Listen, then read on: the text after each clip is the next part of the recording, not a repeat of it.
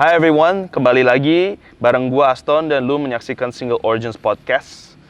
Kali ini gue bersama sosok yang gak main-main. Dia punya kemampuan untuk melihat apa yang kebanyakan orang sadari. Mungkin yang dia lakukan terlihat simpel tapi ternyata kompleks dan penuh makna. Mulai dari analisa harga kopi, skor kompetisi kopi, hingga jaringan kedai kopi. Tahun 2010 dia mendirikan Philo Coffee yang awalnya adalah toko kebutuhan penyuduan kopi. Kini berkembang menjadi media dan penerbit buku-buku kopi. Welcome to Single Origins, Hardiansyah Suteja, bro. alias Dian, bro. Thank you for coming. Sama-sama. Gue inget banget Gantian, first podcast sama lu di Philo Coffee sama Hana juga. Gue terima kasih banget lu bisa datang ke podcast gue. Sama-sama, bro. Apalagi kita udah kenal cukup lama ya. Zaman Pandafa. Zaman salah satu OG gua nih, Dian. Oke, mungkin banyak yang kenal lu, tapi apalagi sekarang barista zaman sekarang mungkin banyak yang belum kenal juga gitu. Mungkin tapi banyak yang sudah tahu atau mau-follow Philo Coffee ya. Mungkin hari ini gua pengen tanya-tanya soal karir lu, apalagi awal ya sebelum kopi, di kopi, dan mungkin sesudah kopi. Basically gue pengen audience gue tuh juga sama-sama kenal sama lu lah gitu. Please take it away, man. Jadi kalau sebelum kopi tuh berarti ya? Sebelum kopi dong. Kan harus ada backgroundnya juga. Kalau kerja gitu ya, karir gitu, berarti kan sebenarnya kenapa gue akhirnya bisa nyampe di kopi gitu. Karena dasarnya kan kalau di Indonesia tuh secara umum orang tuh ngopi juga di rumah kan, secara umum gitu ya. Misalkan di keluarga gue terlepas mereka ngopi, terus di tetangga gue juga, di lingkungan gue biasanya tuh kopi tuh kan jadi salah satu pilihan gitu ya untuk sajian kalau bertamu. Kalau kita bertamu pasti mau air putih, teh, kopi, pasti ada itu. Nah itu yang membuat gue akhirnya akrab sama kopi dari kecil. Sama orang tua kadang kan waktu kecil mungkin masih dikatakan 5 tahun gitu ya, atau SD kan kadang ngelihat orang tua kita ngopi, mau dong, tapi kan nggak boleh, tapi akhirnya dikasih secicip gitu. Nah itu yang bikin gua akhirnya sama kopi tuh jadinya akrab gitu. Ketika akhirnya pas kuliah itu kan lagi tren tuh kopi, dalam artian trennya tuh industrinya udah mulai tumbuh, udah ada brand-brand yang dari luar. Itu kira-kira tahun berapa, bro? Itu 2001 sampai 2005 tuh gue mulai ada bacaan, bahkan di katakanlah kayak Kompas gitu, baca itu udah mulai ada tuh ya, pengenalan kopi itu apa sih, Arabica, Robusta, yang dulu itu kan nggak kebayang. Basic information lah ya. Dulu taunya ya kopi aja, maksudnya informasi gue kan terbatas apa yang gue temukan ya. Artinya kita lahir dari ya kopi saset, kapal api misalkan. Terus kalau ke pasar tanpa merek gitu kan ya, di kaleng-kaleng kerupuk tuh. Ya. Terus kalaupun ada merek, ayam merak misalkan, intinya begitu. Nah pas kuliah tuh, kenal lah itu kopi-kopi yang ada Arabica, Robusta. Dulu kan nggak sadar yang kayak gitu kan. Taunya terima aja. Kalaupun tahu ya Robusta, Lampung udah gitu. Itu yang bikin akhirnya gue tertarik sama, kopi tuh bisa kayak gini juga ya. Terus waktu itu juga kan industrinya juga mulai tumbuh ya, coffee shop, cafe dulu ya, istilahnya cafe gitu kan, mulai tumbuh. Terus akhirnya di kampus juga biasa ngopi gitu kan. Terus ke beberapa daerah akhirnya juga kayak ke Bandung misalkan, itu nyarinya kopi lokal gitu, kayak kopi aroma. Terus ke Lampung ada kopi lokal mereka. Pas gua dulu mondok sih juga kan, itu juga di Pandeglang misalkan, gue nyarinya kopi itu akhirnya, kopi khas mereka, kopi cap jempol. Gitu. Karena basic kayak gitu tuh akhirnya pas mulai kenal, ada industri yang lain ternyata kopi ini. Kayak tadi specialty dan sebagainya. Dulu ya nggak disebut specialty, gourmet biasanya atau premium. Bener. Kan. Tapi kan itu jadinya akhirnya gue punya dasar yang kayak gitu lebih mudah untuk mengikuti ini gitu kan. Akhirnya ya terjun, awalnya ya biasa langsung nongkrong dulu dong di coffee shop. Nah salah satu pintu masuknya tuh Coffee War. Sadar tuh, Coffee War. Bung Derby. Itu tuh kan salah satu pintu ya. Salah satu pintu awal kalau mau mendalami kopi di Jakarta dulu gitu. Yang terbuka banget ya di Coffee War. Bener. Itu salah satu Legend lah. sarang gitu ya kan. Iya, sampai gua Lupa lah ya. lupa ya. Ya tenang. Nah, di Coffee War itulah akhirnya kan karena kan dulu bukan dulu, maksudnya pemiliknya kan Derby emang anak hulu gitu ya. Dia Anak pemain hulu. kopi juga. Terus Terus batu-batu Sulawesi kan? riset. Apa? Sulawesi kan? Ya, Toraja dia. Toraja kan? Ah. Ya.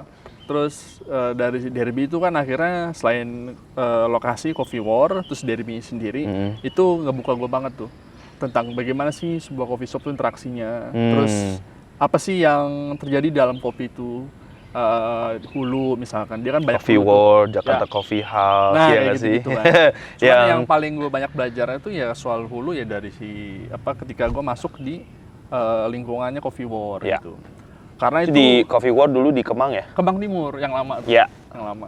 Nah, itu paling yang ngubah banget ya. Jadi, industri ini luas Eye ya. opening ya. Iya, industrinya luas. Ternyata mulai dari dia pas panen awal tuh dulu kan nyebutnya nggak honey proses tuh dulu. Yap. Descacado dulu kan awal-awal tuh proyek di Flores. Intinya dari dia tuh gue dapat informasi soal riset tentang kopi itu. Kayak gitu. Zaman dulu gue inget juga mungkin si Derby juga salah satu atau yang emang benar-benar pertama yang distribut. Nggak, salah satu awal-awal. Karena satu. waktu itu masih ada Pak Kasmito Maharaja. Oh iya, tapi dia pegang Hario juga. Enggak. Dia Intinya dulu tuh pilot tuh lebih ke fokus aja bahwa iya. gua manualan lah gitu. Yes. Nggak ada espresso, nggak ada Iya, apa iya, gitu iya, kan. iya. Waktu itu gitu kan, yang istilahnya kalau sekarang mah kita pengen positioning lah gitu ya. of course. Jadi awal tuh dulu ya 2010 itu gimana caranya ketika pedagang alat ini belum banyak memang, cuman supaya khas tuh apa sih? Nah, Iya. gua waktu itu milih fokus ke manual brew. Benar. Nah, itu sih yang bikin gua jadinya pilot tuh lumayan cepet gitu ya, dapat atensi karena ya kalau waktu itu butuh A, B, C kan masih susah. Benar. Gitu. Masih susah, akhirnya ya ke Pilo gitu kan. Itu sih yang salah satu istilahnya keberuntungan pemula kali ya. I think so. Ya, first mover advantage, Ya, benar. gitu. Ya, kita juga sama seperti salah satu specialty brand yang mungkin berdiri dan masih survive sampai sekarang ya kan. Jadi ya orang tahu gitu brandnya. Tapi let's track back sedikit. Jadi obviously Philo was your grand entrance lah into the coffee market ya. Nah, itu mulainya dari mana dan munculnya Hana tuh gimana? Karena Hana seunik lu menurut gua. Cuman beda aja ya kan. Dunia, ya. Jadi ya kan seperti awal nih secara umum gitu ya. Rata-rata kalau katakanlah kalau kita mau babakin gitu ya generasi gitu ya. Kan awal kita hobi dulu kan. Yes. Minum. Terus Ngobrol. penasaran beli biji kopi A, biji kopi B, terus mau nyeduh. Nah, susah nyari alat kopi kan bro waktu itu kan. Ini gimana gue mau beli alat ini susah, mau paper ini susah gitu kan. Impor sendiri Yeah, of gitu kan. course. Awalnya sendiri buat kebutuhan pribadi awalnya gitu. Nah, sampai titik loh ternyata bisa kali ini ya kita jualan. Nah, itu sih awalnya. Jadi awalnya hobi dulu. Kebutuhan dasar kita, gue suka kopi, pengen nyoba-nyoba. Ya seperti orang sekarang lah. Ya. Kalau udah kenal tuh pengennya semua dibeli gitu kan. Yes. Selalu bilang kita ngopi di rumah aja biar hemat, ujung-ujung mahal. Karena beli A, beli B lagi, beli C lagi, ada yang baru dia penasaran lagi, kurang lebih gitu. Nah, waktu itu karena kendalanya susah nyari alatnya gitu, akhirnya ya kami impor sendiri gitu. Terus akhirnya awalnya pada nitip, sekalian aja kita jual gitu. Nah, Mahana waktu itu ya karena lingkaran kuliah dulu. Kan gue di Jakarta, dia di Bandung waktu itu ya, tapi kan diskusi. Dulu kan zaman-zaman mungkin sekarang masih ya, tapi intinya di kampus tuh kan selalu ada lingkar diskusi ya. Jadi kita ke berbagai kota, kalau ada undangan dan sebagainya itu tergantung jaringan, katakanlah kalau ininya unit kegiatan mahasiswanya lah. Nah, gue kenal Mahana ya dari jaringan-jaringan itu gitu. Terus sama-sama suka kopi dan sebagainya. Dulu kan gue bertiga tuh, ada lagi anak namanya Hendrikus. Nah, itu bertiga sama mereka awal-awalnya tuh. Sampai titik kita akhirnya berdua jalan lanjut gitu kan. Nah, kayak gitu.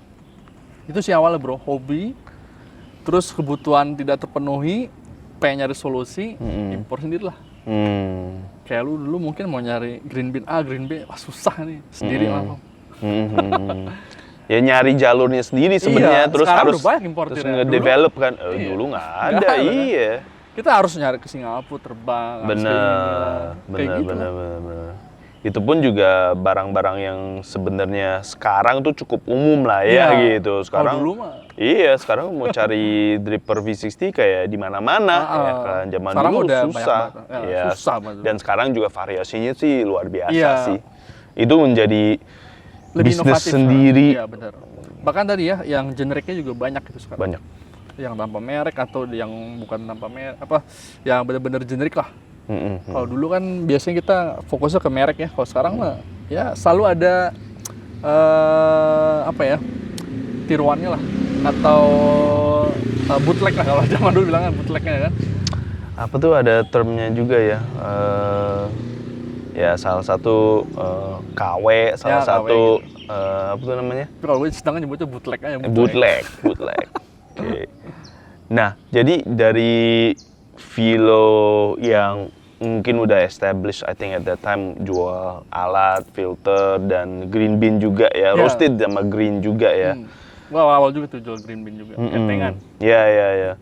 Seiring waktu change, right? Things change, technology change.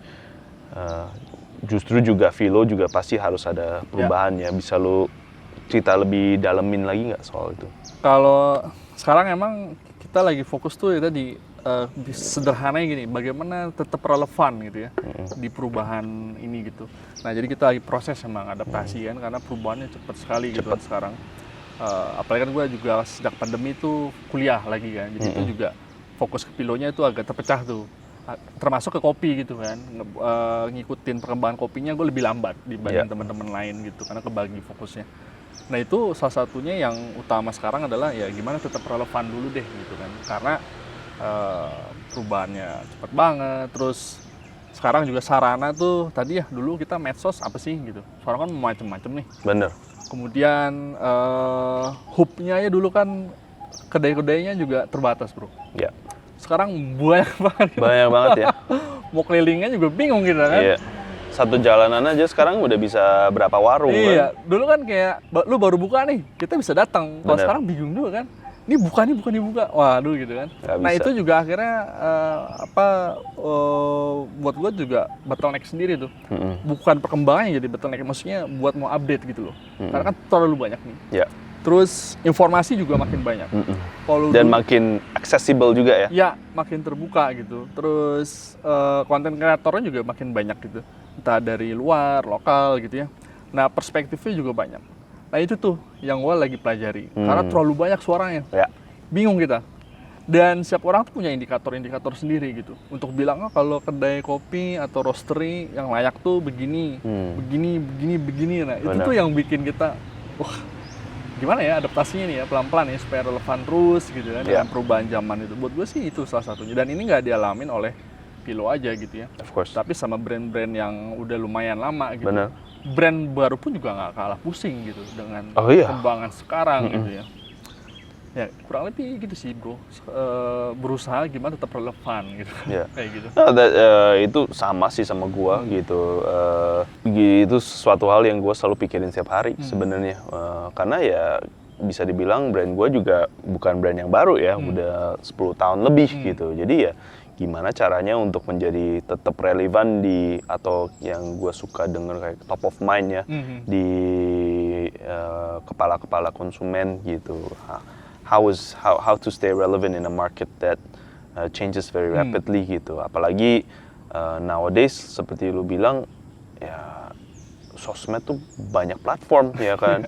Gue aja sampai sekarang belum terlalu nyentuh TikTok karena buat gue tuh kayak a different world yang gue belum prepare untuk study dan masukin gitu ya kan. And it's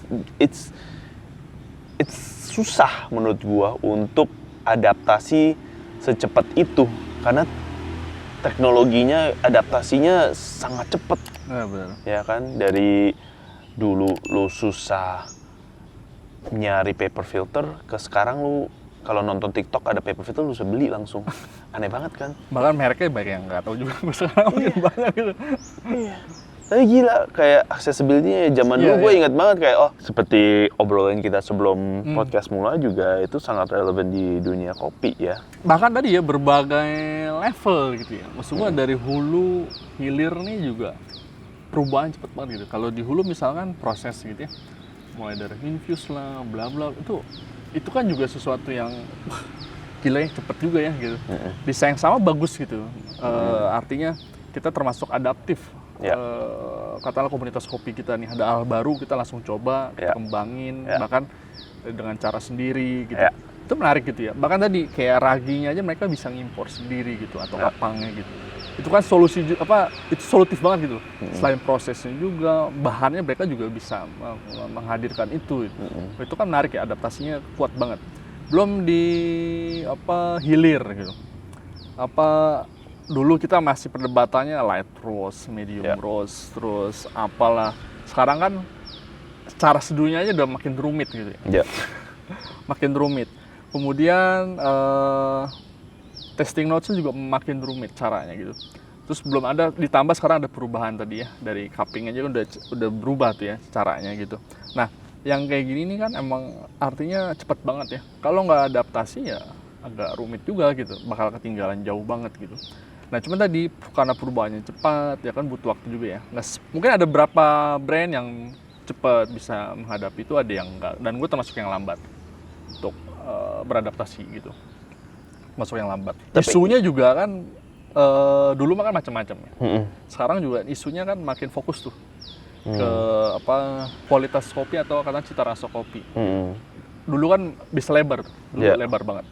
Mulai dari isu sosial, gitu, isu budaya, dan sebagainya. Sekarang berarti nggak ada, cuman topik-topiknya kan masih yang karena tadi ada regenerasi juga, wajar. Ketika kita baru masuk juga kan, gue pasti nanya gitu tuh, rasanya gimana sih yang menarik tuh, panen tuh yang gimana yang bagus, pasti gitu kan. Selalu basics begitu. lah ya. Iya, selalu begitu, wajar kok.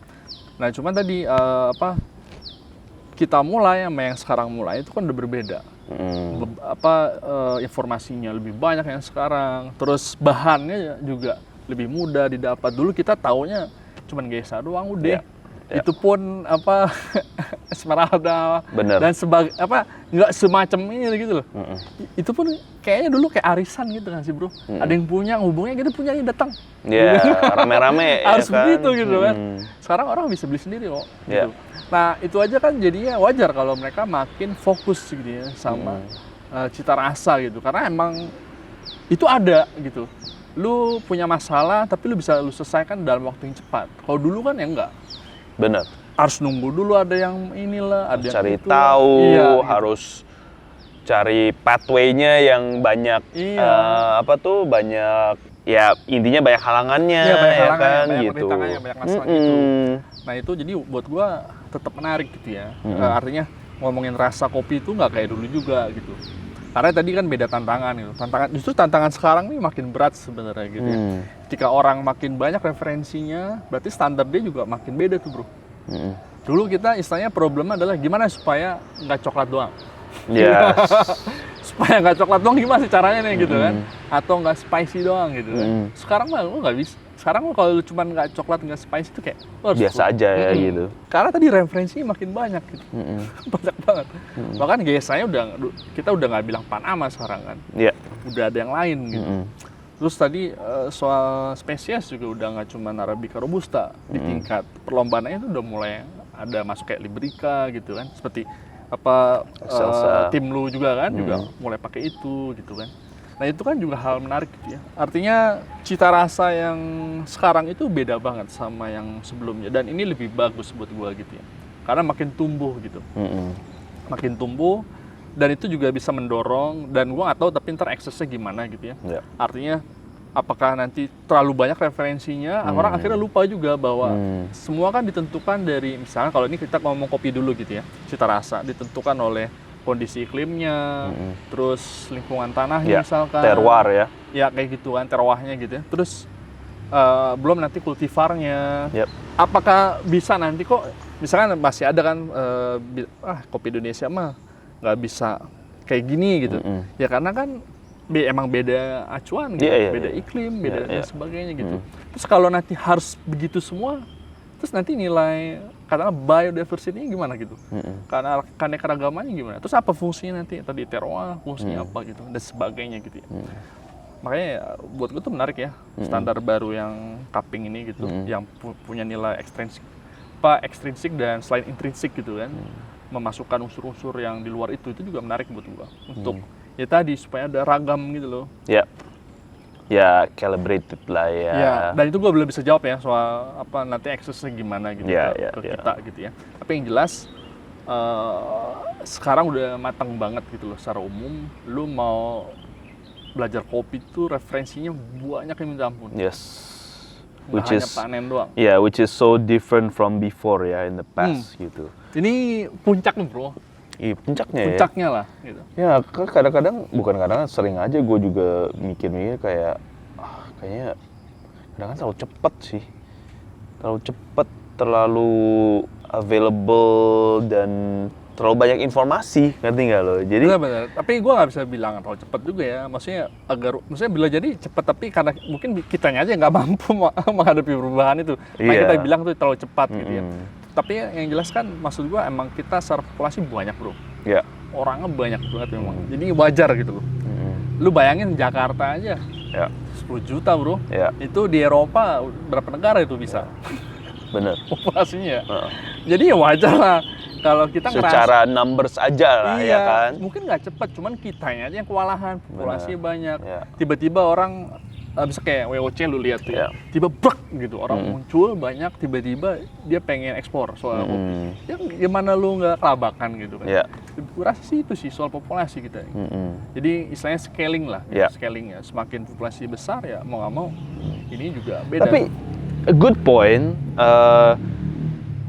Tapi it's just like what everybody says kan, kopi itu pasti ada subjektifnya kan, ya kan, ya kopi yang gue suka sama kopi yang lu suka belum tentu sama, ya kan, dan subjektif juga bisa dalam hal misalnya, gue biasa minum jeruk yang Sunkist misalnya, lu jeruknya jeruk apa ya kan, gitu, jadi kan itu persepsi jeruk juga bisa beda, tapi sama dengan ini nggak sih, kayak misalnya kita ngomong konten ya, knowledge dari berbagai kreator pun, mau buku siapa pokoknya all the knowledge yang out there lah ya, mau internet atau apa. Itu kan yang gue selalu diajarin pas sekolah juga ya, belum tentu semua knowledge itu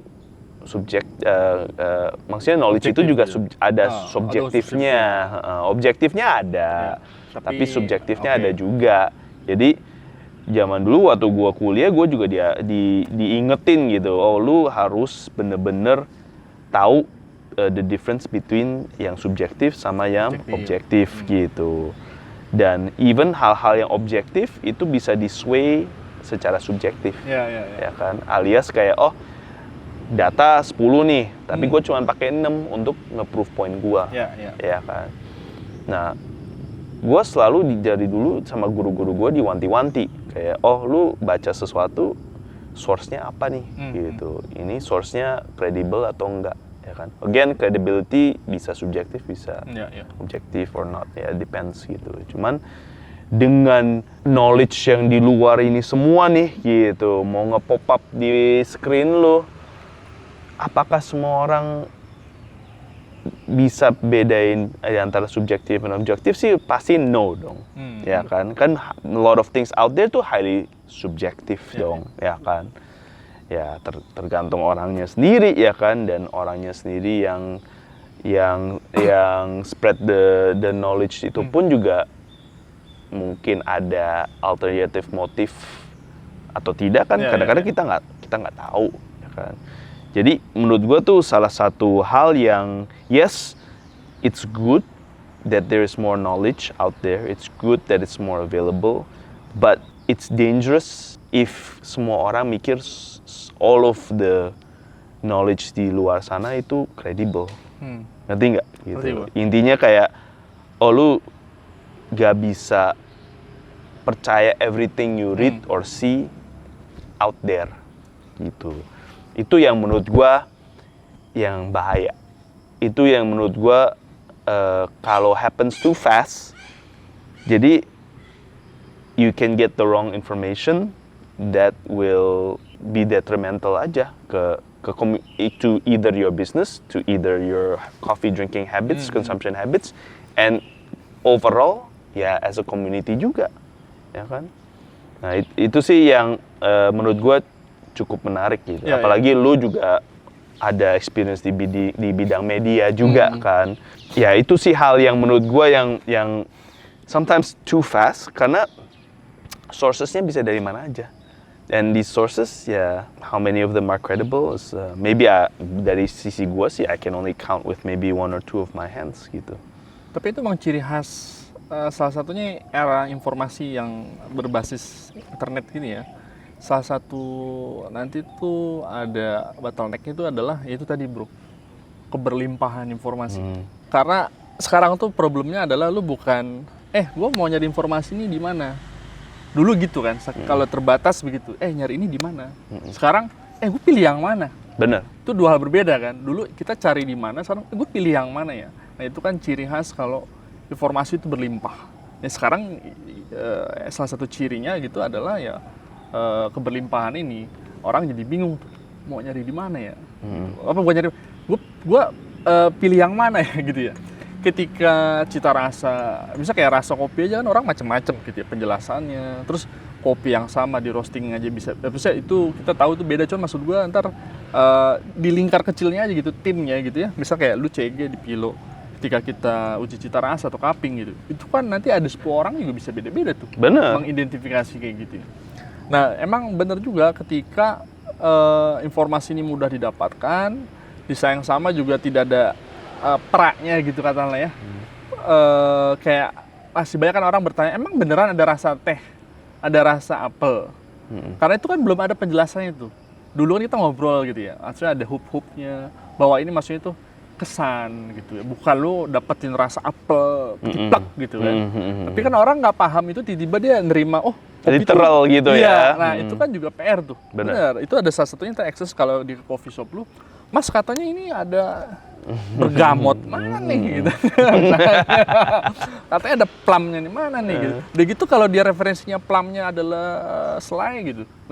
Itu kan juga atau beda. Plum pink atau atau yang purple atau yang pink ya kan. Itu beda. Tapi desain sama bro. Kita lihat juga ya, specialty ini kan juga punya masalah sendiri mereka. Bener. Kayak leksikon aja tuh baru muncul.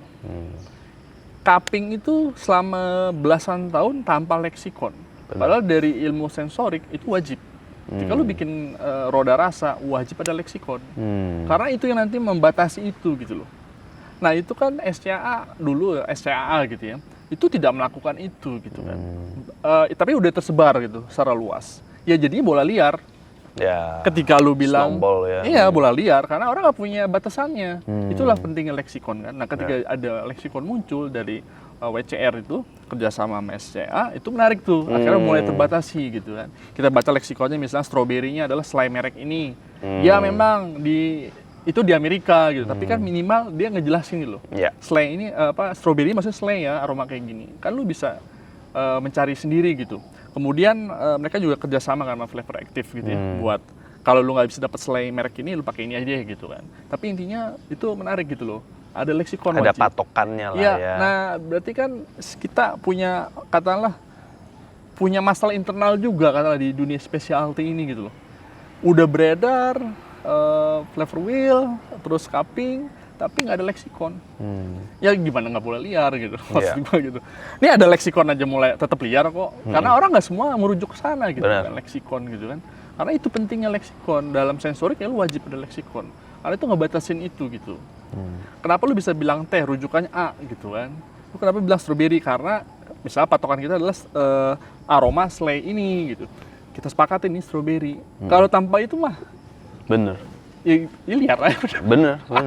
Emang setuju, akhirnya ada pelanggan yang nggak tahu juga, entah dia literal pun dia nggak literal, karena kan nanti pengalaman sekali lagi ya, ketika nggak ada patokannya ya dia berdasarkan pengalaman. Pengalaman orang ini kan beda-beda bro. Bener. Dari lingkungan, sosial, ekonomi, itu kan gimana ya? Iya kan bener. Beda lagi bener, gitu. Bener. Dia seleknya merek geografi. Iya kan? Merek A, lu merek B, lu merek C, itu aja udah beda karakter gitu ya. Tapi mereka merujuk yang sama, strawberry gua adalah selai merek A, lu B, lu C. Terus kalau belum ngerti, lu coba, lu beli. Lu cobain ya. gitu kan, kopinya, Mas kok nggak strawberry sih? Ini bukan strawberry Mas. Nah itu kan wajar ya.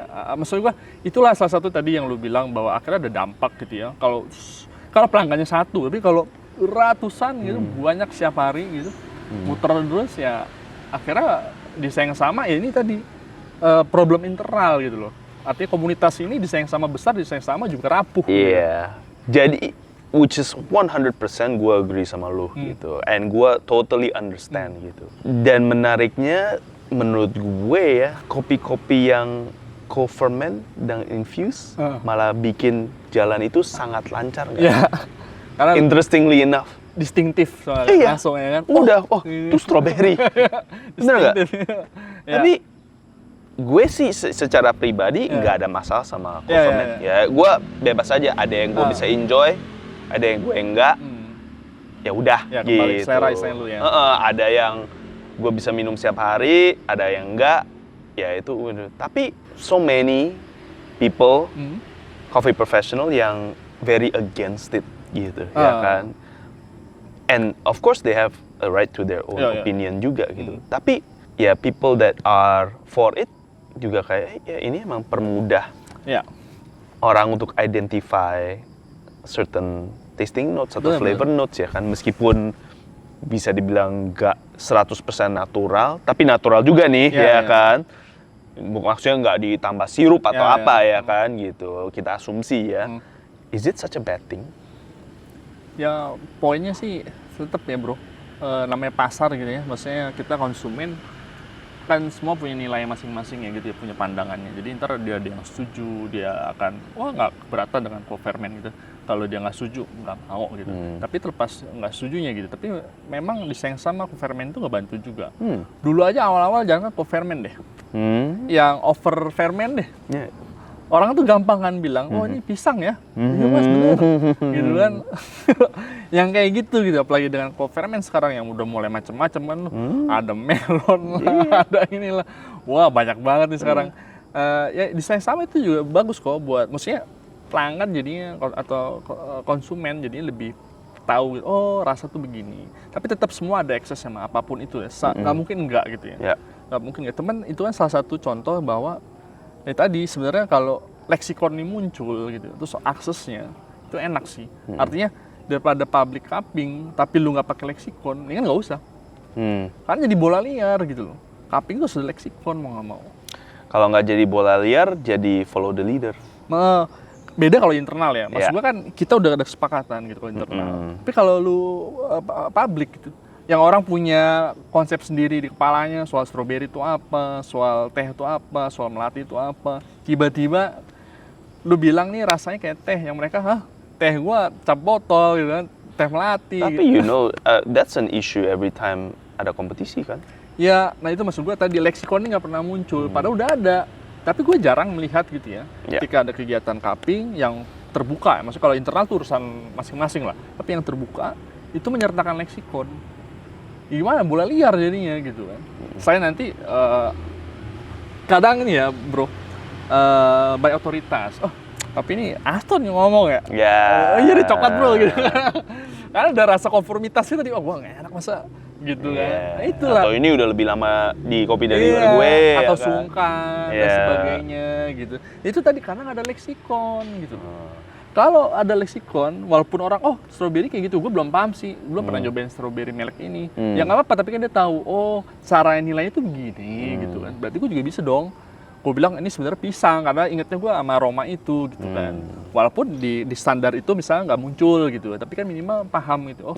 Ini nggak seliar itu, nggak berarti kayak gitu kan. Kesan-kesannya itu loh. Itu sih sebenarnya. Leksikon sih sebenarnya. Itu yang masih kurang ya buat gue ya di kita gitu. Akhirnya jadi bola liar banget dan akhirnya ke kitanya yang pusing nih. Makanya kan ada istilah pendekar gitu. Itu kan kurang bagus gitu ya. Kok lu menyalahkan pelanggan? Pelanggan tuh lagi senang, dia lagi pengen tahu, ya wajar atuh dia banyak tanya. Benar. Terus kalau kita bilang pendekar ya siapa yang menciptakan itu kan pertanyaannya gitu. Benar. Siapa yang gua pesan kopi nih. Bang, pesan kopi dong. Udah gue pengen tahu itu aja doang kan, tapi lu ceritain kopinya begini bla bla bla. Akhirnya yang gua nggak tahu apa-apa jadi tahu kan. Benar. Terus gue kalau gue suka, ya wajar dong gue jadi kepo. Oh iya pasti. Artinya kita yang nyiptain pendekar ini. Bener. Lu harus Dan dong. menurut gue juga kebanyakan barista juga sebelumnya pasti jadi pendekar juga ya kan? Ya gitu maksud gua. Iya. Artinya ini sebenarnya otokritik gitu ya. Kalau ada pelanggan makin banyak tanya terus lu nggak siap, wah lu gimana sih? Iya. Lu nyiptain kok gitu. Bener. Berarti kan kita nyiptanya berarti masih kurang nih. Tadi salah satu leksikon yang penting gitu ya. Jadi orang tuh tahu rasa tuh gimana dan sebagainya gitu. Nggak seliar itu gitu. Ya itu sih sebenarnya. Justru I resonate with that. Artinya I agree. Dan menurut gue barista yang nggak siap untuk situasi kayak gitu ya, atau ada didatengin pendekar ya, atau gue coffee enthusiast lah ya kan, yang pengen nanya-nanya dan baristanya nggak bisa jawab, ya artinya barista yang kurang di-train. Iya. Dulu emang ya pendekar tuh zaman gue juga, zaman kita juga ada gitu ya. Pasti. Cuman kita nyebutnya beda bro. Pendekar nih kalau tidak pada tempatnya gitu loh. Lo ngapain ngomongin kromosom? Tiba-tiba aja jadi tanya masih kromosomnya gimana? Anjing, kromosom ngapain lo nanya kromosom di sini? Di lab lah gitu. Yeah. Gimana kita ngeceknya gitu kan? Maksudnya ini kan kopi tetap gitu ya. Yeah. Artinya ini bukan kegiatan saintifik gitu loh. Bener. Ya pada tempat masih subjektif iya, tempatnya ya kan? aja jangan lo nanya kromosom gitu tuh gimana gitu ya. Maksudnya yang sesuai aja lah gitu. Nah dulu kita sebut tuh pendekar tuh kayak gitu. Yang nanya-nanya yang nggak masuk akal iya, lah. maksudnya kita ini kan orang awam. Ya kali lu barista, dia harus ngerti fisika. Ya gimana bro? Iya. Harus ngerti fisika, dinamika fluida tuh bagaimana, gerak bron tuh gimana. Kali dia harus paham itu gitu. Belum nanti kalkulusnya, terus bentuk kimianya. Ini gila. Sampai kalkulus. Ya istilahnya gitu kan. Iya, Lu harus iya, paham iya. itu semua, cara penghitungannya, kimianya gimana, secara botanikal gimana. Iya, Maksudnya iya. itu tidak pada tempatnya. Iya, gitu. iya. Itu kita sebut itu kayak lu sengaja ngecilin inilah ya kan. Itu lebih intennya malicious lah, intennya yang itu boleh lah bro kita bilang berlebihan lah. Tapi itu bukan pendekar, itu asshole mah. Kalau cuma nanya rasa, ini gimana? Lu nggak perlu atau bilang. nanya cara bikinnya gimana, Kenapa, resepnya gimana, begini, iya. Kenapa harus begini ya? Atau kenapa pakai dripper ini, ya kan, atau paper ini. Kalau gue jujur itu begitu bro. Pertanyaan mulai dari kromosom. Serius lu? Serius. Pusing. Gue belum kenal pendekar gitu sih. Kan? Kita mau jawab juga bingung gitu ya. Aduh.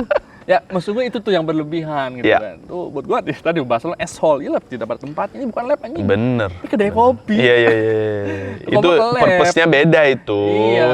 Maksud gue ya nggak semua coffee shop harus tahu gitu. Misalnya kayak gue sempat ditanya, Mas nih lu kopi lu green bean-nya tanahnya pH-nya berapa? Anjay. Ya. Itu tanya petaninya kali ya nggak sih? Iya maksud gua bisa aja kita, tapi kan masa gua harus semua tahu sih gitu loh. Ya sampai pH ini juga iya, kali. gitu ya. Nggak semua. Gua juga beli geisha dari Panama, nggak mungkin gua telepon farmer, ini pH-nya berapa tuh? Ya maksud gua gitu ya. Artinya buat gue itu baru tuh yang disebut pendekar yang tuh nggak sehat gitu loh. Bener. Karena lu menuntut orang berlebihan gitu. Lu bayang kita nyari barista aja sulit gitu kan. Ya. Artinya kerja-kerja barista aja tuh kita masih ada perdebatan gitu ya. Masih ada yang kurang telaten. Ditambah sekarang tadi dia harus ngerti kimia, biologi, fisika. Gila. Ya. Gitu maksud gua. Kalau cuma pertanyaannya, Mas nih kenapa begini bikinnya? Kok suhunya segitu? Justru itu yang menarik dari kopi gitu. Bener. Itu yang kita bicarakan, itu yang ada nilainya gitu. Itu yang membedakan akhirnya kenapa nih kopi nggak murah gitu. Gitu ya. Nah, itu sih. Cuma ya tadi ternyata bergeser makna pendekar kan.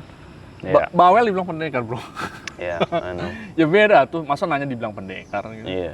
Kalau ditanya pindah tempatnya baru loh. Bener. Ya gue juga inget awal-awal bener-bener explore specialty ya. Gue juga kalau sempet kayak libur luar negeri gitu, gue ya datengin coffee shop gitu. Gue juga inget banget zaman dulu gue sempet liburan ke Hong Kong ya. Terus gue emang spesifik ke cupping room, nyari siapa tuh namanya, si Kapo, Kapo Chu baru toko pertama, dan dia emang kafenya cukup rame dengan ininya beda. Ya udah gue datengin dong, pengen tahu, pengen nyoba kopinya. Terus ada dia di sana, dan gue duduk di bar ngobrol sama dia mungkin 2 jam kali, tapi santai gitu. Gue juga nanya juga ya wajar-wajar ini kopi Iya. dari mana, rasanya gimana, apa ini. Terus dia juga jawabnya santai juga, nggak sampai ada waktu-waktunya yang kafenya lagi sibuk dia harus bikin kopi yang lain. Ya udah aku santai aja nunggu dia nyantai lagi, gua ajak ngobrol lagi gitu. Tapi itu kayak normal ya kan, dan gua nggak merasa intrusif, dia juga nggak merasa kayak gue kayak nyamuk gitu juga gitu. Normal interaction justru dia Itu kalau suka. bicara perkembangan ya, kan kita tahu nih namanya gerak itu kan nggak harus linear ya bro. Kan orang selalu bilang semakin bertambah hari ini misalnya makin maju dong zaman, artinya makin maju. Enggak juga, namanya gerakan tuh kan ada yang linear, ada yang regresi, ada yang siklus gitu kan. Bener. Kita di saat sama maju nih emang, di saat yang sama juga ada yang mundurnya. Salah satunya tadi sih, soal label pendekar gitu loh. Sekarang pelanggan bertanya dibilang pendekar tuh, dulu nggak begitu soal standarnya. Yang tidak pada tempatnya kita sebut pendekar. Iya. Asshole gitu kan, lu ngapain nanya ini, bukan lab sini. Lu nggak perlu nanya pH di sini, lu nggak perlu nanya apa kedalamannya, akarnya gimana ini kan. Ini aspeknya gimana, arah lerengnya, slope-nya gimana, nggak perlu gitu loh. Terus nanti ukurannya berapa mikron yang benar-benar dulu gitu, zaman dulu kita nggak ada ukurnya gitu kan. Atau yang rose level lu berapa elektron Ektron ya, yang beneran Ektron mereknya, bukan apa merek lain tapi jumlah Ektron gitu kan. Yang kayak gitu-gitu kan maksudnya bukan berarti nggak penting ya. Maksudnya ya nggak semua orang mampu gitu loh, apa membeli itu waktu itu gitu ya. Ya itu sama aja kayak itu. Ya kalau lu roaster nanya sama roaster ya masih masuk akal gitu. Kalau lu customer meskipun lu roaster lu tanya barista ya jangan ngarep lah barista tahu elektron levelnya berapa. Termasuk kayak tadi ya, kayak refraktometer. Kalau nanti ada kedai kopi yang belum mampu ya nggak apa-apa juga. Iya, bener. Nggak perlu jadi indikator, wah dia nggak serius nih. Ya kalau kedainya baru ngerintis bro, gimana gitu. Iyalah, ituan aja satu Ya dulu aja itu mahal zaman banget. kita itu dulu 15-17 bro. Nggak tahu sekarang nih. Iya. Dulu 15-17 loh.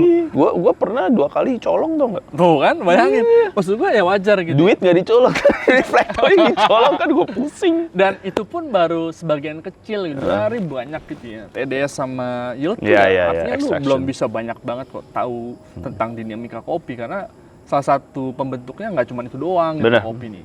Tapi kan tadi ya, nggak bisa tuh jadi indikator bahwa kedainya nggak punya TDS berarti nggak proper lah, nggak serius lah.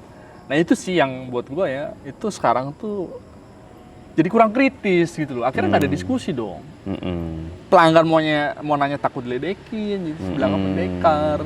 Atau sebaliknya kalau barista mau jelasin juga takut, pelanggannya lebih pinter lagi. Iya. Jadinya akhirnya dulu tuh kita setara, kita pengen mencari tahu, kita berbagi. Oh lu belum tahu nih, gue tahu nih, gue kasih. Bener. Sekarang tuh jadi penilaian gitu loh. Bener. Barista CG begini doang, cupu gitu, juara doang. Ya kayak gitu tuh dulu nggak muncul bro. Iya bener. Kita nggak ngukur orang dari situ, enggak gitu loh. Kita saling sharing malah, saling kayak. Lu belum tahu ya, gue gitu share gitu loh, wajar juga. Atau gue denger ini gitu ya kan. Ya kali semua orang harus tahu bro. Iya bener. Kayaknya itu sekarang di dunia gua ya, cuman terjadi kalau ada kayak WOC atau perkumpulan gitu tuh, itu masih berjalan gitu. Tapi kalau kayak gue kalau kadang-kadang suka ke kafe mana juga ya itu udah jarang terjadi sih. Bahkan di luar juga loh. Iya bro. Di luar juga loh. Gue inget terakhir kali kemana tuh? Ke Australia, ke Melbourne ya, di mana ya itu cukup coffee capital of the world juga kan. Mungkin dari 10 kafe mungkin cuma 1 kali barista yang excited untuk menjelaskan kopinya ke gua dan ajak gue ngobrol soal kopi, atau gua nanya soal kopi ini terus dia responsifnya yang cukup baik ya, cukup excited dan interested untuk nge-share gitu. Sisanya cuman oh ya udah nih kopi lu udah selesai gitu. Ya ini mungkin tadi ya lu bilang salah satu eksesnya kalau dampak kalau terlalu cepat, satunya gini emang. Jadi pekerja belum siap, pelanggan juga terlalu banyak tuntutan. Artinya gini, kalau baristanya kurang ramah nih, diem aja. Kita nggak tahu gitu penilaian nggak ramah tuh gimana. Apakah dia lagi sibuk gitu ya? Ya gimana dong kalau sibuk? Kan harus ngobrol. Kan beda konsepnya. Gitu. Konsepnya emang ada satu pelanggan, lu ngobrol di depan gue gitu, oke gitu. Tapi kan kalau yang memang blek kayak gitu kan, maksudnya kita juga pelanggan kadang-kadang ngeliat kurang toleran juga gitu. Yes. Langsung menilai aja bahwa oh ini baristanya ini nih apa atau brewernya kurang asik, nggak jelasin gitu. Ya mungkin dia sibuk gitu Yeah. ya. Atau banyak orderan atau ya sepele lagi bad mood, kita nggak tahu, tanya aja gitu loh maksud gua. Itu sih salah satunya, kopi ini akhirnya bukan jadi, kalau dulu istilahnya kita kan istilahnya gini bro, kopi menyatukan lah dulu, Ya, bisnis yang memisahkan biasanya kan gitu. bener. Uang. Iya kan, sekarang kopinya malah bikin jadi apa kayak segregasi gitu ya. Wah lu kopi lu masih lokal aja misalkan, lu masih giling basah aja gitu. Lu nggak pakai IK Iya ya kan, kan? atau nggak Ya, LM kayak atau gitu-gitu apa. kan. Iya itu masih ada omongannya tuh di luar kayak. Iya. Ya. Nah itulah kadang tuh lucu juga gitu di sana. Kok kita belum matang di saat yang sama gitu ya. Benar. Informasinya banyak tapi di saat yang sama nih yang generasinya apa malah makin brutal bro. Maksud gua, serem juga ya gitu kan. Bener. Apa tuntutannya besar banget gitu. Artinya pertanyaannya gitu, tuntutan itu relevan atau tidak nggak sih? Itu aja sih Yes, sebenarnya. bener. Relevan Bener. atau tidak nggak sih gitu. Bener. Kalau lu hospitality ya oke, tapi kan kadang udah dilayani tapi kurang ini nih, kurang informatif. Selalu ada yang kurang Ada terus, aja, gitu. Ya, artinya kan masalahnya bukan di industri kita. Gitu. Bener. Tuntutan kita dari pelanggan atau tadi bagaimana sih orang kopi ini yang katanya edukasi pelanggan tuh jadi gimana sih caranya? Nah. Kok sampai begitu industrinya gitu? Kan kita nggak bisa dong mengkritik pelanggan doang gitu. Benar. Ini kan industri. Both ways. Ya, industri ini kan dijalankan oleh apa pebisnisnya plus pelanggannya gitu. Artinya dinamikanya gitu kan. Artinya kita juga di dalamnya yang punya apa menyumbang ini jadi seperti ini gitu loh. Of course. Harusnya otokritik gitu kan menurut gue ya kayak gitu. Ya menurut gue ya bener. Because everything happens so fast. Information happens so fast. Jadi kayak, oh ternyata oke, buka kedai atau buka warung atau buka apa. Satu, bisa cuan ya kan. Dua, kayak gue either that atau gue suka sama kopi, gue pengen dalemin kopi gitu. Tapi belum apa-apa udah nyemplung kayak, wah pressure-nya kok banyak banget ya gitu. Hal-hal yang sebenarnya udah harus gue siapin, belum disiapin tapi udah jalan ya kan. Tapi karena ya mungkin karena selalu lihat standar yang di layar itu banyak banget, jadi kadang-kadang juga overthinking kan. Ya itu. Ya overthinking itu jadi kayak ya udah kayak like you said jadi makin gap ngedriftnya tuh makin besar gitu. While sebenarnya menurut gua selalu always key-nya adalah back to basic. Ya nggak sih? Back to basic gitu. Hospitality, product knowledge, ya itu ramah, ya kan? All those things ya sebenarnya kunci yang terbaik. And it's not because of the machine, not because of the grinder, not because of the design. Of course itu semua matter juga. Cuman ya kalau lu mau benar-benar achieve sukses sebagai operator ya yang baik ya itu selalu back to basic sih menurut gue.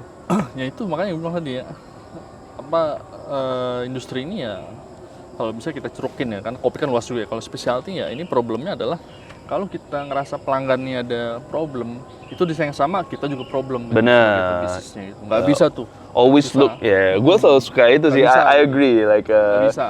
apa tuh lagunya Michael Jackson, The Man in the Mirror kan. Nggak bisa. Ya kan? Kalau ada something wrong, Ya berarti itu you harus cerminan kita. ngaca dulu Iya, gitu. cerminan Itu kita. gara-gara some decisions yang lu bikin atau enggak. Iya. Ya, ngaca dulu gini. Kenapa? Kok bisa gitu? Dari sistem kita sendiri kenapa? Kalau emang benar-benar kita refleksi terus kita lihat oh nothing wrong with us, ya mungkin ya oke, itu dari masalah pelanggan. Tapi kalau lu benar-benar lihat keluar terus kan ya lu cuman lihat satu sisi doang dong. Kalau gue pelanggannya kita katakanlah komunitas nih ya, si spesial ini kan secara umum gitu bro ya, nggak hanya ke pelanggan PCG, ke Pure, tapi kan secara umum tuh artinya di kita nggak terjadi tapi di tempat yang terjadi. Artinya itu tadi kita nih harus otokritik. Emang kita menyampaikan specialty ini gimana sih konsep-konsepnya ke publik gitu loh.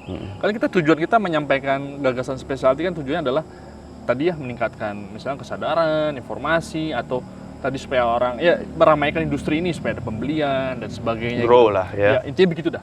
Termasuk di hulu dan sebagainya. Nah ini kan cerminan kita bersama gitu loh. Yeah. Kalau pelanggan begini berarti kita nih harusnya mengkritik kenapa kita bisa menciptakan seperti itu gitu kan. Apalagi lu tahu kan rata-rata kedai kopi yang sekarang atau roastery itu kan awalnya pelanggan, bro. Bener, Bahkan gue juga bener, dulu bener.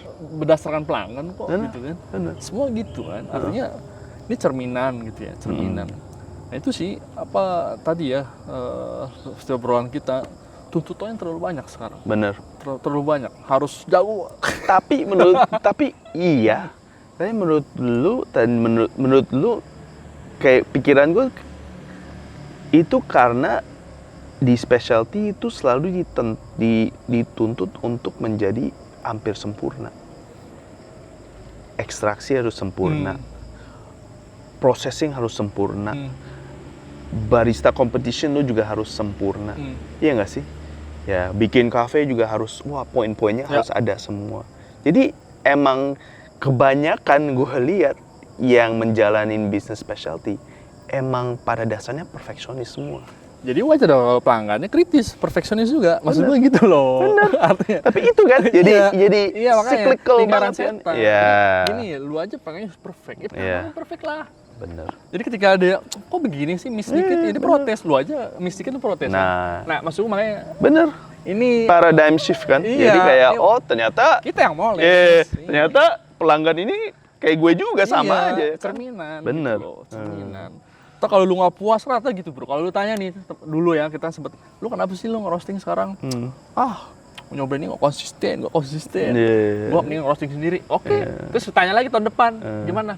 Susah ya, bro, konsisten lah kan? Lu nggak beli mesin ini sih, merek ini ya kan? Wah, langsung kan. Awalnya mereka mengkritik, terus dia nyoba. Akhirnya gue kalau nggak puas, gue bikin sendiri deh. Ternyata, emang begini ya. Nggak terima dia dikritik. Kok lu nggak konsisten? Ya, lu kan nggak bisa. Makanya gue bilang, lu dulu ngeritik mulu kan. Nggak semudah itu, bro, konsisten. 100%. Lu barangnya aja tadi, nih gue sekarang panen katanya setahun sekali atau 2 kali gitu ya. Katanya sekali rata-rata. Lu pengen kopi ini ada terus. Gue beli katanya panen bergeser. Katanya September nih gue beli nyampe di Jakarta. Terus September tahun depan kan harus ada lagi gitu. Tapi lu pengen nih kopi ini ada terus. Gimana caranya gue ngejaga stok ini selama 12 bulan gitu. Berarti gue harus beli banyak. Satu. Kedua, kan disimpan ini.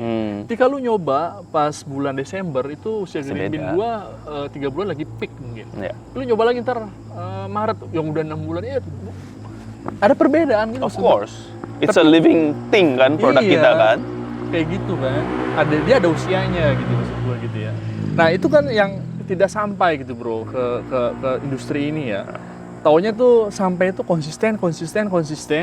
Karena banyak pebisnis juga mulai buka gara-gara problem konsisten. Dia nyobain di kedai kopi ini nggak konsisten, nyobain roaster ini nggak konsisten. Gue bikin sendiri, gue pengen ngasih tahu konsisten tuh gimana. Pas dia coba anjing nggak konsisten juga gue. Nah itulah, tapi kan lu udah nyampaikan itu ke pelanggan. Ya pelanggan ini akhirnya kan nuntut juga, kok nggak konsisten mas? Kok nggak konsisten mbak? Gitu. Ya itulah, ini tamparan buat kita. Gitu. Pendekar ini ya itu wajah lu gitu loh. Selama ini lu begitu kok. Bahkan bisnis lu ada ya karena lu mengkritik kan nggak konsisten. Sekarang dikritik balik, kok lu juga nggak konsisten gimana? Nah kadang tuh orang nggak pahamnya di situ gitu loh. Terlalu nuntut, lupa dievaluasi, dianalisis, diuji, direfleksi ya kan. Mungkinkah konsisten atau konsisten tuh apa sih? Atau logikanya nggak konsisten kenapa? Gitu. Apakah ada spektrumnya berarti kan? Ada dimensi yang kayak gini nih konsisten, bukan berarti hari ini A besok harus A juga gitu kan. Tapi ya ada simpangannya misalkan kayak gitu, itu kan nggak sampai ya bro, yang kayak gitu-gitu maksudnya. Bener. Itu kan menarik maksud gua. Rata-rata secara umum ya yang gua kenal waktu itu brand-brand baru ya gitu, muncul karena gua kecewa bro, katanya. Kecewa mas, ngopi di sini nggak konsisten, beli roaster ini nggak konsisten, kecewa gue. Nih gue sendiri ngerosting, anjing. Tahun depan gimana bro? Iya mas, susah banget. Welcome to my world ya kan? Kan gue udah bilang. Itulah. Gitu. Artinya kita perlu ada redefinisi bro. Konsisten tuh apa sih maksudnya? Kita harus jelasin juga. Bahan yang kita pakai aja begini gitu kan. Lu sebagai roaster lu nyuplai nih. Pelanggan kan nuntut aja misal coffee shop gitu. Lu stoknya bisa nggak setahun nih full? Oke, setahun bisa gue, tapi lu harus paham juga dong. Kopi itu kan bahannya yang sama. Artinya kan panennya baru cuma sekali, kata 2 kali, kata sekali gitu ya. Artinya kalau lu setahun berarti ada pergeseran tuh dari usia green bean gitu. Ya. Ya kalau ada goyang dikit Pasti beda, iya. beda. pasti Kalau lu berubah. biasanya asem, katanya sederhana dulu ya, tiba-tiba jadi pahit, oke lah kita bilang nggak konsisten. Kalau cuman intensitas bro, mas esnya dulu kayaknya oke banget, sekarang kok kayaknya agak malu-malu ya. Kayak gitu-gitu kan. Kayak anjing malu-malu tuh gimana gitu kan. Kadang kita mikirnya gitu ya. Belum soal problem air lah, air di apa, Macem lah. apa. Variabelnya selalu Itu terlalu banyak, banyak. bro. Hampir infinite lah menurut gua. Nah itu yang menggerakkan industri ini kan, kekecewaan. Dia buka, disampaikan itulah ke pelanggan-pelanggan. Pelanggannya sekarang juga gitu kan, gue kecewa nih ngopi sih malam-malam kok nggak konsisten. Kayak gitu. Yeah, Pendekar, padahal Iya. kayak gitu lah bro. Ini PR bersama bro, buat kita, Bener. PR bersama. Tapi menurut gua menarik banget sih. Intinya kalau kita nggak ada awareness-nya juga susah. Ya kita muter aja terus ya kan, gini aja terus, same thing, cuman lebih banyak aja. Nyalain ya kan? doang, ujung-ujungnya nggak ada solusi. Cuman lebih banyak orang yang kecewa, lebih banyak orang yang underperform lagi. aja, iya. Buka lagi, terus dia tutup, buka lagi. Gitu. Kalau di omongan internal sama teman-teman, wah yang cuan cuman yang jualan mesin nih. Iya, kira gitu kan. Kalau bakmi ayam yang cuan mah yang jual sumpit. Ya, Bener. Oke bro, sangat menarik. Mungkin kita sebelum gelap banget ya, kita go to last stage ya, which is sessionnya si NJL itu.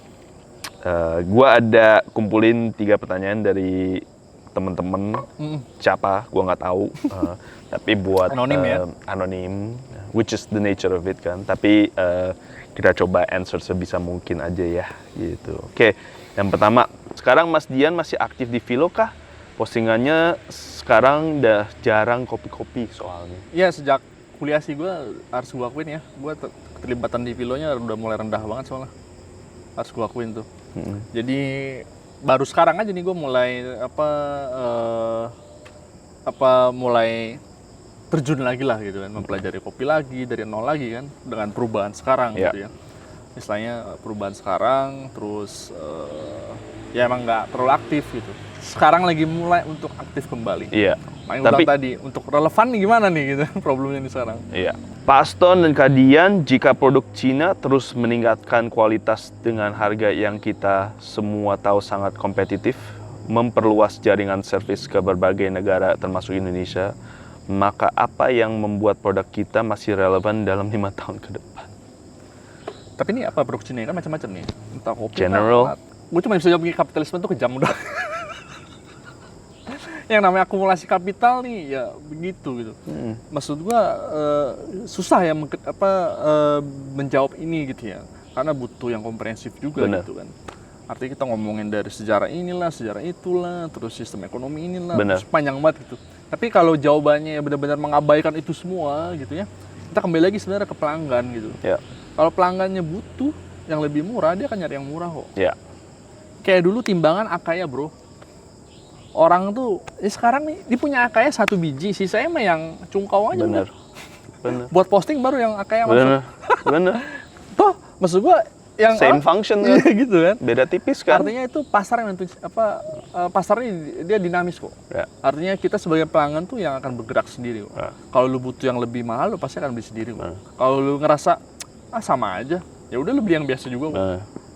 Kalau menurut gua ya, yang misalnya contoh lu ya scale Akaya bisa dibilang masih relevan. Masih ada aja yang beli meskipun ada alternatif yang lain kan. Tapi apa yang bikin produk itu menarik ya kan? Menurut gue itu lebih ke IP. Kalau misalnya IP kita bisa kembangin, itu sesuatu yang unik yang susah ditiru. Menurut gue gitu. Jadi mungkin ya namanya komputer juga ya, lu bisa beli Lenovo, bisa beli Apple, bisa beli apa, tapi ya kenapa semua orang tetap pengennya, aspiratifnya Apple meskipun dia udah 4x lebih mahal daripada komputer yang lain yang mungkin orang yang secara umum juga cuma pakai Explorer sama Word ya, ya kan gitu. Soalnya ini emang jamak ya, maksud gua nggak hanya di kopi, bahkan misalnya gini deh, kita katakanlah kayak apa ya, web gitu ya, atau yang digital products gitu, kan dulu tuh sampai ada tuh platformnya kan kayak Envato gitu ya. Itu kan dari mana coba? Kan dari negara-negara maju yang pembuatnya gitu. Tapi pelanggannya macam-macam kok. Ya. Artinya di Amerika, di Australia gitu, mereka pun bikin produk-produk inovatif yang terkait teknologi komputasi atau apa, informasi gitu, pasti salah satu tawarannya murah. Ya.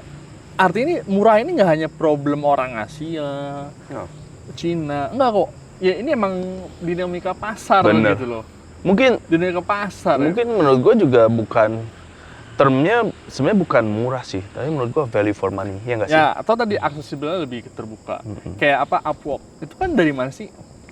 Bukan dari Indonesia gitu maksud gue. Tapi tuh yang menggunakan itu negara-negara baju banyak kok. Dia nyari klien dia memanfaatin ketimpangan itu kan. Dunia pertama, dunia ketiga atau utara selatan gitu kan. Dia tahu nih di sini mahal, di sana cukup gitu. Itu maksudnya mereka juga manfaatin kok. Ya ini emang ya gitu selalu ya ini salah satu dinamika internal pasar gitu. Ya. Selalu ada yang nyari versi alternatif gitu loh. Pasti. Selalu gitu. Iya pasti. Tapi tinggal pertanyaan tadi tawaran lu juga bagus atau enggak gitu. Nggak sekedar murah doang kok. Benar. Lu kalau murah lu jelek lu juga pasti akan nolak kok. Kalau murah terus 2 kali pakai rusak kan juga Iya, yang mau beli. kalau murah tapi oke juga nih. Pertanyaan itu kan nggak semua produk murah juga memungkinkan untuk kualitas yang bagus gitu. Kan ya tergantung produk barang lah intinya gitu sih. Tapi intinya mah yang akan tadi bahasa lu yang sesuai nilainya jadi akan bertahan intinya gitu sih. Mau murah mahal juga. Oke, next juga berhubungan. Halo Kak Dian, jika konsumen bisa membeli produk 30 atau 40% lebih murah via e-commerce China, bagaimana kita mempertahankan margin tanpa kehilangan pelanggan? Apakah diskon bundling, program loyalitas, atau ada solusi lain? Wah, ini berat. Ini e-commerce question banget nih. Iya, karena gue fokus di situ dulu ya. Tapi itu emang berat sih harus diakuin gitu. Ya. Artinya kan namanya pasar ini kan kapitalnya beda-beda gitu ya. Ada yang raksasa banget. Mereka bisa banting harga. Kita tahu nih rugi loh, tapi kan mereka kan buat biaya marketing misalkan, kalau kita mau bakar uang gitu, sampai kita akhirnya nyerah, baru dia ngambil pasar gitu ya. Maksud gua, ya ini nggak bisa dijawab kayak gitu loh, harus butuh spesifik case juga, apa masalahnya, produknya apa, kedepannya gimana, terus kita harus tahu juga musuhnya yang mana gitu loh. Kalau ada yang pemain gede, ya lu mau ngikutin itu cara yang buruk ya gitu. Yeah. Berarti lo harus ngembangin cara sendiri gitu. Soalnya kalau dia emang pemain baru, kapitalnya kecil juga, gak bakal bertahan juga nih, ini bantingan mau sampai kapan gitu. Paling nih cuma nyari, misalnya pelanggan baru, ya paling sebulan udah beres, dia akan normal lagi gitu. Karena kan kalau kita tahu siapa musuh ini, katakan ada putih musuhnya, artinya kompetitor ini, ya kita kebayang juga kapitalnya semana, dia akan bertahan seberapa lama, itu sih. Jadi susah jawabnya nih. Kalau kita nggak tahu siapa yang kita maksud gitu. Nggak cuman, ya Cina kan juga luas gitu ya. Yang kecil sampai yang gede juga ada. Benar. Selalu ada yang baru juga sih dari Cina, ada yang muncul yang baru. Iya, mereka juga punya dinamika sendiri gitu. Mulai dari bengkel, yang mulai dari manufaktur, yang macam-macam lah. Kita nggak pernah tahu. Oke, last question. Bagaimana mengelola inventaris alat kopi, terutama manual brew yang cepat tenggelam oleh model terbaru? Apakah strategi dropship atau pre-order lebih aman daripada stok fisik? Terima kasih Kak Dian. Mungkin teman yang sama ya. Ini sangat spesifik. Kalau waktu beberapa sebenarnya strateginya emang harus pinter-pinter ini sih ya. Maksudnya kayak kerjasama juga kadang. Kalau dulu kan bro ya, kita tuh harus beli banyak bro ya. Karena kan minimum MOQ ya. Iya, karena dulu brand juga kan dia nyari pemain juga kan terbatas gitu. Jadi dia ketika ada satu pihak yang ngubungin, mereka juga punya harapan gitu. Kalau sekarang mungkin banyak yang menghubungi, mereka juga bisa menurunkan MOQ-nya gitu. Kalau lu rendah minimum ordernya, kita juga enak untuk ngatur inventory-nya gitu. Nggak perlu lu nyetok banyak. Kalau dulu mah yang nggak mau zaman itu ya harus nyetok banyak sih. Kalau sekarang gitu ya dengan serangannya banyak sekali nih, terus alat baru ada terus. Ya harus pinter-pinter ini juga sih emang. Maksudnya apa ya, kita lihat dulu bahwa kalau emang dimungkinkan beli sedikit aja, ngapain beli banyak. karena pusing juga kan. Baru kita beli banyak nih, tiba-tiba udah ada yang baru. Iya.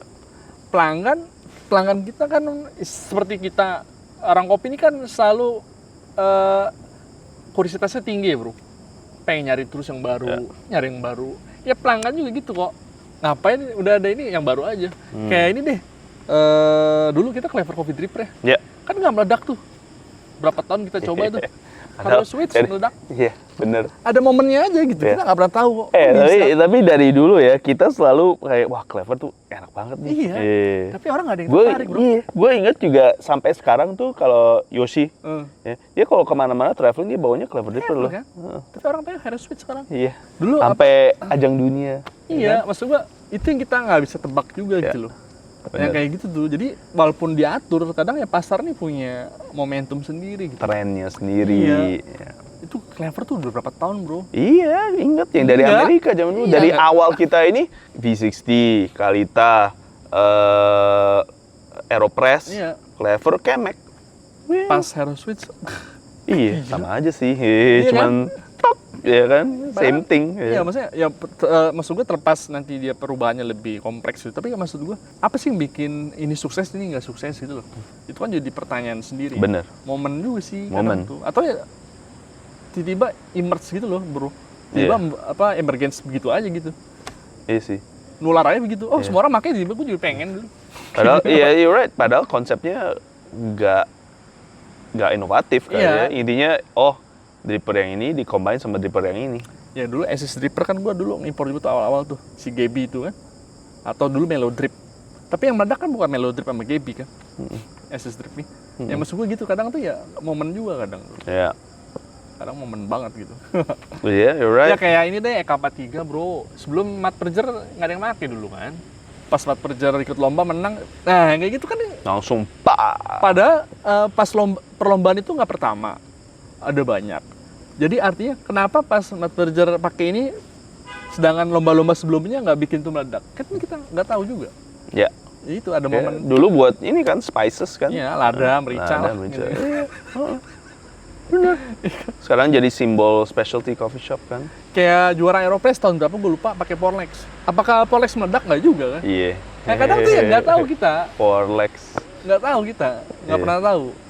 Artinya itu meledak, terus kita analisis kan post hoc gitu ya. Terus kita coba tiru gitu. Kalau ini produknya juara, dipakai sama lomba pasti akan rame gitu. Iya. Misal kayak kemarin tuh yang pakai IKEA atau corok. Iya. Kan tuh langsung brek gitu. Tapi kan sebelum lomba-lomba lain banyak produk yang baru-baru aja belum tentu serame itu kok. Bener. Atau yang sekarang Solo nggak serame itu juga kan. Terlepas aksesnya ya. Terlepas aksesnya juga maksud gua ya kita nggak tahu lah kayak gitu tuh. Iya. Dinamis itu. Iya. Iya sih ya. Tiba-tiba corong aja gitu. Iya. Tiba-tiba corong. Ini kan pada beli IKEA gitu. Artinya nggak semua yang juara itu akan begitu gitu loh. Iya sih. Akan diikutin orang. Tergantung lah momen. Iya. Tergantung lah. Iya. Nah itu. Menarik. Oke bro. Oke. Kayaknya kita udah banyak obrolannya hari ini yang cukup seru. Gua again thank you banget udah dateng. I was expecting a discussion like this, so I'm very happy. Ya moga-moga one day gue bisa undang lu balik untuk ngobrolin hal-hal yang lebih in depth kayak gini lagi. Gue sih seneng banget. Again thank you so much. Udah dateng and it's good to see you again after a long time and have a good discussion ya kan. Kayaknya waktu gua podcast sama lu gua hampir 2 jam kayaknya. Iya lumayan. Iya kan, lumayan lama juga kan ya. So it's good to see coffee friends that I can have deep discussions with. Anyway, okay guys, that's it for episode today. Thank you so much for watching. Thank you as well to my team, my creative director, and all my editors and photographers to help us set up for the podcast today.